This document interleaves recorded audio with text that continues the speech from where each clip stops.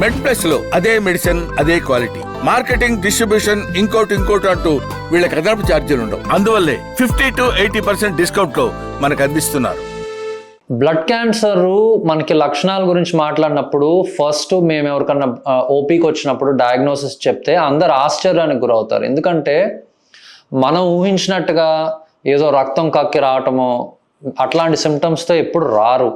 చాలామందికి వేరే కారణం వల్ల, అంటే కొద్దిగా నీరసంగా ఉందనో, నడిస్తే ఆయాసం వస్తుందనో, ఒక 2 అడుగులు మెట్లు కూడా ఎక్కలేకపోవటం, గుండె దడ, తలనొప్పి, తల తిరగటం, ఇట్లాంటి సిమ్టమ్స్తో బ్లడ్ టెస్ట్ చేయించుకుంటే బ్లడ్ క్యాన్సర్ బయటపడిన వాళ్ళు చాలామంది ఉంటారు. అసలు బ్లడ్ క్యాన్సర్ అనేది సిమ్టమ్స్ ఎందుకు వస్తాయంటే, రక్త కణాలు ఉత్పత్తి జరిగేది బోన్ మ్యారోలో. ఓకే, సో బోన్ మ్యారో అనేది ఒక లిమిటెడ్ స్పేస్.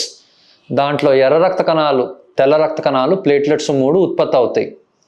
ఎప్పుడైతే మీకు క్యాన్సర్ సెల్స్ ఆ బోన్ మ్యారోలో పెరగటం స్టార్ట్ అవుతాయో నార్మల్ రక్త కణాల ఉత్పత్తి ఎఫెక్ట్ అవుతుంది.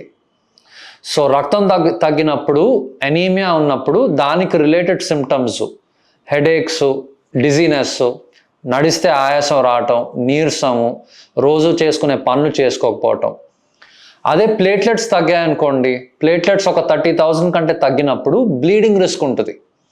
సో ఆ బ్లీడింగ్ రిస్క్ అనేది కొంతమందికి ఓన్లీ స్కిన్ కింద ఎర్ర మచ్చల్లాగా రావచ్చు, పెటెక్కియా అంటాం, లేదా ఇంకొంచెం పెద్ద గాయంలాగా ఎకిమోసిస్ అంటాం, లేదా స్పాంటేనియస్ బ్లీడింగ్ ముక్కు నుంచి అయినప్పుడు ఎపిస్టాక్సిస్, లేదా చిగురు నుంచి బ్లీడింగ్ అవ్వచ్చు, లేదా మోషన్లో కానీ యూరిన్లో కానీ బ్లడ్ పాస్ చేయొచ్చు. కొన్నిసార్లు ప్లేట్లెట్స్ బాగా తక్కువ ఉన్నాయి, అంటే 10,000 కంటే తక్కువ ఉన్నప్పుడు మేజర్ ఆర్గన్స్లో కూడా బ్లీడింగ్ అవ్వచ్చు. సో బ్రెయిన్లో బ్లీడ్ అయినప్పుడు లేదా లంగ్స్లో బ్లీడ్ అయినప్పుడు ఫస్ట్ ప్రజెంటేషన్, అంటే అసలు మనిషికి బ్లడ్ క్యాన్సర్ ఉందని తెలియటమే బ్లీడింగ్తో ప్రజెంట్ అవుతారు. అలాగే తెల్ల రక్త కణాలు తగ్గినప్పుడు మనకి ఇన్ఫెక్షన్స్ పైన పోరాడే శక్తి తక్కువ ఉంటుంది. సో మనకి జ్వరం వచ్చినప్పుడు యాంటీబయాటిక్స్ వేసుకున్నా, లేదా ఇంటి దగ్గరలో హాస్పిటల్కి వెళ్ళి మనం ట్రీట్మెంట్ తీసుకున్నా కూడా అది తగ్గదు.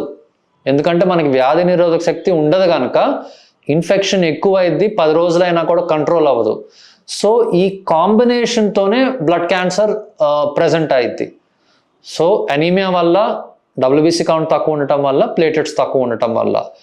ఇప్పుడు నేను మీకు చెప్పిన ఏవి కూడా ఓన్లీ బ్లడ్ క్యాన్సర్ రిలేటెడ్ కాదు. అంటే మనకి ఆహార లోపం ఉన్నా, ఐరన్ డెఫిషియన్సీ ఉన్నా, B12 డెఫిషియన్సీ ఉన్నా, వేరే ఏ కారణంతో అయినా మనకి రక్తం తగ్గొచ్చు. సో రక్తం తగ్గినంత మాత్రాన అది క్యాన్సర్ అని కాదు. అలాగే ప్లేట్లెట్స్ తగ్గడానికి కూడా చాలా కారణాలు ఉంటాయి. మన అందరికి తెలిసినట్టు డెంగీ ఫీవర్లో కూడా ప్లేట్లెట్స్ తగ్గే అవకాశం ఉంటుంది. సో ఏదైనా వైరల్ హెమరేజిక్ ఫీవర్స్లో తగ్గొచ్చు. సో లేదా ప్లేట్లెట్స్ తయారైనవి మనకి వేరే ఆటోఇమ్యూన్ కండిషన్స్ వల్ల అవి శరీరంలో ఎక్కువ కాలం ఉండకపోవచ్చు. నేను ఇప్పుడు చెప్పిన ఏ సిమ్టమ్స్ కూడా మనం ఇది కేవలం బ్లడ్ క్యాన్సర్లో మాత్రమే ఉంటే వేరే వేటిలో ఉండదు అని చెప్పడానికి అవకాశం లేదు. కనుకనే మనకి బ్లడ్ క్యాన్సర్ సిమ్టమ్స్ అనేది మనకి సస్పిషన్ మీద మనం టెస్ట్ చేసిన తర్వాతనే తెలుస్తుంది. అంటే హై ఇండెక్స్ ఆఫ్ సస్పిషన్ అంటాం. అంటే మిమ్మల్ని ట్రీట్ చేసే డాక్టర్కి ఇది జస్ట్ నార్మల్ జ్వరం కాదు, ఇది ప్లేట్లెట్స్ తగ్గటం అనేది ఇది బ్లడ్ క్యాన్సర్ వల్ల కూడా అయి ఉండొచ్చు అన్న అనుమానం ఉంటే కనుక అప్పుడు దానికి రిలేటెడ్ పరీక్షలు చేస్తేనే మనకి బయటపడుతుంది.